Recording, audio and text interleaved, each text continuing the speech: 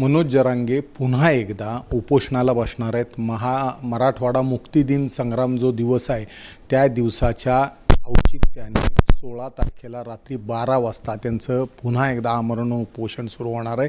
मराठा समाजाला OBC-मधून आरक्षण ही त्यांची प्रमुख मागणी आहे. आपल्यासोबत लक्ष्मण हाके सर आहेत जे मराठा आरक्षण OBC आरक्षण बचावसाठी संघर्ष करतायत. परत एकदा मनोज जरांगे उपोषणाला बसतायत, आमरण उपोषणाला, आणि त्यांनी दिवसही निवडला आहे मराठवाडा मुक्ती संघ. जरांगे पाटलांनी प्रत्येक आंदोलनाला आपली मागणी बदललेली आहे. त्यामुळे जरांगे पाटील ज्या काही मागण्या करतायत त्या कायद्याला धरून नाहीत असं आमचं म्हणणं आहे. उपोषणाने उत्तर निश्चित असेल.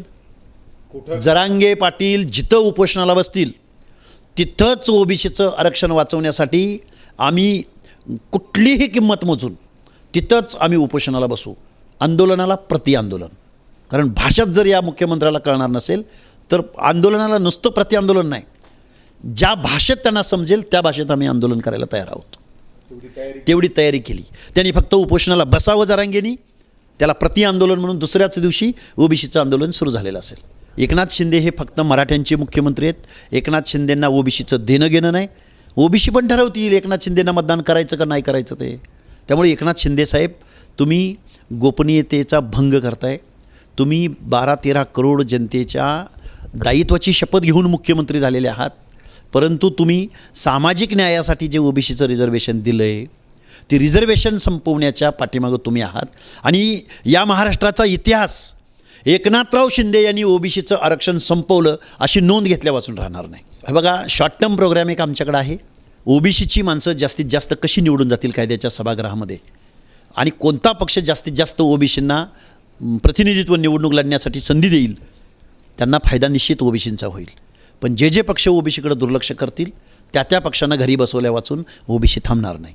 एकनाथ शिंदे तर गया म्हणजे एकनाथ शिंदे आणि शरद पवार या दोघांना आणि काँग्रेसवाले यांना तर अजिबात लोक मतदान करणार नाहीत. लोकसभेचा नॅरेट विसरून जावा.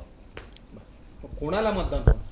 हे बघा, पहिल्यांदा OBCला प्राधान्य देईल, दुसऱ्यांदा SC STच्या उमेदवाराला देईल, तिसऱ्यांदा अल्पसंख्याक उमेदवाराला देईल. OBCनी निवडून जरी माणसं नाही आणता आली तर OBCनी पाडायचं कोणाला याची यादी मात्र निश्चित बनवली. निश्चित कुणाला पाडायचं याची यादी आमच्याकडे तयार आहे आणि त्याच्यावर अंमल आता सुरू होईल. आता तुम्ही जरांगेसारखीच भाषा बोलताय, कोणाला पाडायचं आमच्या हातात. कारण इथल्या राज्यकर्त्यांना जर राजकारणाची भाषा कळत असेल, जर पोलरायझेशनची भाषा कळत असेल, ते जर मताला घाबरत असतील, जरांगेंच्या मागं एवढी माणसं आहेत. अरे OBCच्या माणसाला घाबरायलाच तयार नाही. कुठला आमदार, कुठला भावी आमदार बी घाबरायला तयार नाही आणि चालू आमदार बी घाबरायला तयार नाही. प्रत्येकजण उठतोय, सुटतोय आणि जरांगेला पाठिंबा मागायला जातोय. आम्ही यादी बनवली, जरांगेकडे कोण कोण पाठिंबा मागायला गेले, जरांगेंना कुणी कुणी पैसा पुरवला याची यादी आहे आमच्याकडं. त्यामुळे OBC आम्ही निश्चित पाडायचं कोणाला याची आमच्याकडे यादी आहे. एका आमदारानं तर आता मी निवडणूकच लढणार नाही असं जाहीर केलं आहे.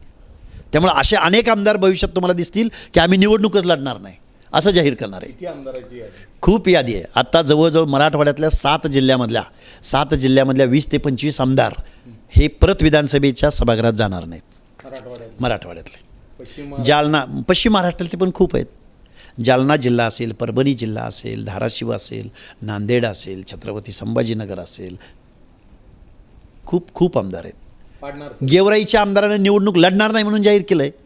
काय कारण असेल त्यांना विचारा एकदा. त्यामुळं निवडणुका ह्या पक्षीय पातळीवर होणार नाहीत, तर त्या OBC वर्सेस मराठा असं रूप 2024च्या विधानसभा निवडणुकीत दिसेल. किती आमदार येतील पुन्हा एकदा प्रश्न? OBCचे आमदार जर OBCला मतदान केलं आणि फक्त मराठवाड्याचा भौगोलिक प्रदेश डोळ्यासमोर ठेवला तर कमीत कमी OBCच्या हक्क अधिकाराचं संरक्षण करण्यासाठी 25पेक्षा जास्त आमदार निवडून आलेले असतील. मराठवाड्यातनं फक्त. पश्चिम महाराष्ट्र, कोकण, विदर्भ अजून खूप लांबची गोष्ट आहे. फक्त मराठवाड्यातनं 25 आमदार OBCचं आरक्षण वाचवण्यासाठी कायद्याच्या सभागृहात जातील. थोडक्यात जरांगेंना टक्कर तिथूनच. जरांगे मुस्लिम आणि दलितांच्या मतावर हवेत स्वार झालेले आहेत.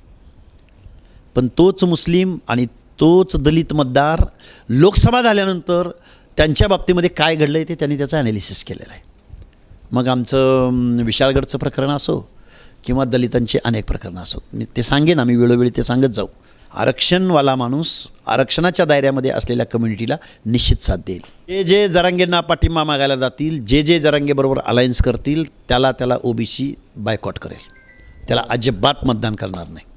त्याचा फटका उद्धव साहेबांनाही बसणार. निश्चित उद्धवसाहेब फक्त एवढंच बोलतात की ओबीसीच्या आरक्षणाला धक्का न लावता मराठ्यांना आरक्षण द्या. म्हणजे काय?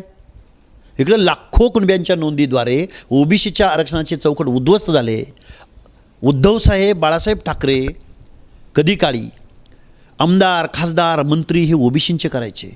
आता जिल्हा प्रमुख, शाखा प्रमुख, तालुका प्रमुख ओबीसीचा असतो, पण आमदार, खासदार, मंत्री मात्र मराठ्यांचा असतो. तर हे होते लक्ष्मण हाके. जे आंदोलन ज्या पद्धतीने मनोज जरांगे पाटील करतील त्यांना त्याच पद्धतीनं उत्तर दिलं जाईल. आणि राज्याच्या मुख्यमंत्र्यांना जर ओबीसीची किंमतच नसेल तर त्यांच्या कोणाला पाडायचं आणि कोणाला ठेवायचं याची यादीसुद्धा ओबीसीने बनवून ठेवलेली आहे. आणि या विधानसभा निवडणुकीनंतर खरं काय चित्र असेल ते समोर येणार आहे. यावेळची निवडणूक केवळ मराठा विरुद्ध ओबीसी अशीच राहील. आणि ज्यांनी जरांगेंना पाठिंबा मागितला आहे त्या सगळ्यांचं पानिपत ओबीसीवाले करतील असा त्यांचा दावा आहे. कॅमेरामन सचिन जाडेसह सुनील दिवाण, एबीपी माझा. एबीपी माझा, उघडा डोळे बघा नीट.